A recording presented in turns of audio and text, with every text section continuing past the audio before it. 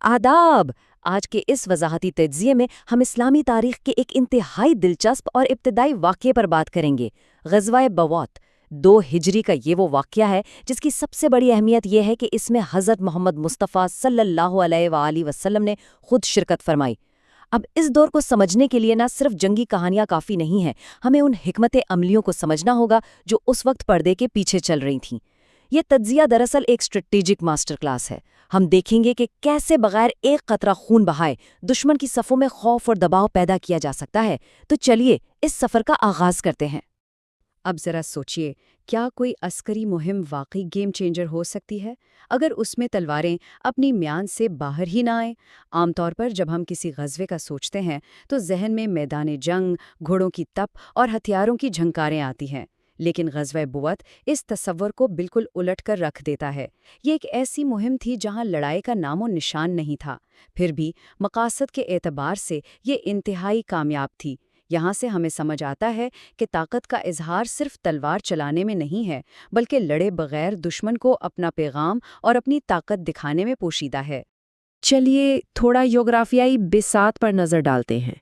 बुअत Medina के करीब एक पहाड़ी इलाका था, लेकिन इसकी तारीखी अहमियत सिर्फ पहाड़ों की वजह से नहीं थी।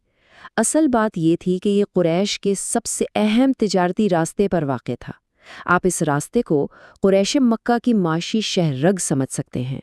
उनकी सारी दौलत, उनका गुरूर सब इन्हीं रास्तों से आने जाने वाले काफ़िलों पर मबनी था। तो मदीना के करीब इस अहम रास्ते पर मुसलमानों की मौजूदगी का मतलब ये था कि दुश्मन की शहरग बिल्कुल उनकी जद में है। ये सिर्फ एक सफ़र नहीं था, ये दुश्मन की तिजारत पर शदीद दबाव डालने का एक अमली सबूत था। और यहाँ जो एक नंबर बहुत अहमियत रखता है वो है 200। इस मुहिम में तकरीबन 200 सहाबा इकराम ने शिरकत की। देखिए, 2 हिजरी का दौर था, वसाइल बहुत महदूद थे। ऐसे वक्त में 200 अफराद का दस्ता तैयार करना कोई मामूली बात नहीं थी। ये इस बात का सबूत था कि मुसलमान इस मुहिम को लेकर किस कदर संजीदा थे। हज़रत मोहम्मद सल्लल्लाहु अलैहि वसल्लम का खुद साथ जाना और 200 अफराद का एक साथ निकलना, ये मक्का के कुरैश के लिए एक बहुत बड़ा वार्निंग साइन था। ये खुली निशानदेही थी कि मुसलमान अब मुनज़्ज़म हैं, मुतहर्रिक हैं और अपनी हिफाजत के लिए पूरी तरह तैयार हैं। तो इन 200 अफराद का बुनियादी हदफ आखिर था क्या?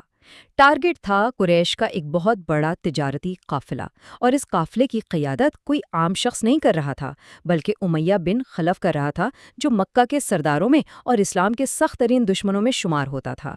इस काफिले को निशाना बनाना सिर्फ माल गनीमत का मसला नहीं था, असल में ये कुरैश की माशी बुनियादों पर एक कड़ी ज़र्ब थी।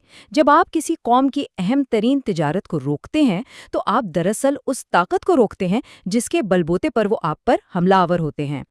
अगर हम इस पूरे मारिके के बुनियादी मकासद का खुलासा करें तो 3 अहम बातें सामने आती हैं। पहली, इस अजीम तिजारती काफिले का रास्ता रोकना। दूसरी, दुश्मन की माशी ताकत की कमर तोड़ना। और तीसरी, मुसलमानों की अस्करी ताकत का खुलकर इजहार करना। इसको रवायती जंग मत समझिए, ये असल में इकोनॉमिक वॉरफेयर यानी माशी जंग की इंतहाई बेहतरीन मिसाल है। कुरैश को ये पैगाम देना ज़रूरी था कि मदीना अब एक ऐसी मजबूत ताकत बन चुका है जिसे किसी सूरत नज़रअंदाज नहीं किया जा सकता, और उनके तिजारती रास्ते अब उनकी अपनी मर्जी के मोहताज नहीं रहे।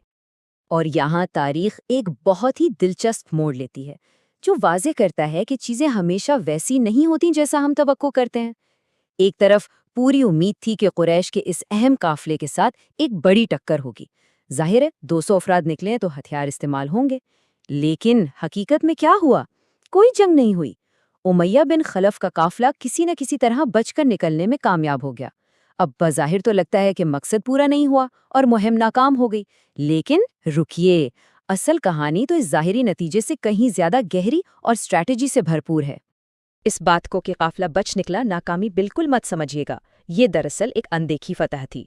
असल फतह वो नहीं होती जहां खून बहे, बल्कि वो होती है जहां दुश्मन ज़हनी तौर पर शिकस्त खा जाए। ग़ज़वा बुअत का असल मकसद दुश्मन पर एक नफ्सियाती और माशी दबाव डालना था। उनके बुनियादी तिजारती रास्ते पर इतनी बड़ी तादाद में कदम जमा कर खड़े होने का सीधा सा मतलब ये था कि कुरैश के दिलों में ये खौफ बैठ जाए कि उनका सरमाया और उनका रोज़ी रोटी का ज़रिया अब महफूज नहीं। ये एक खामोश लेकिन इंतहाई ताकतवर पैगाम था कि मदीना के मुसलमान अब हर वक्त उनकी मईशत को निशाना बनाने की पूरी सलाहियत रखते हैं।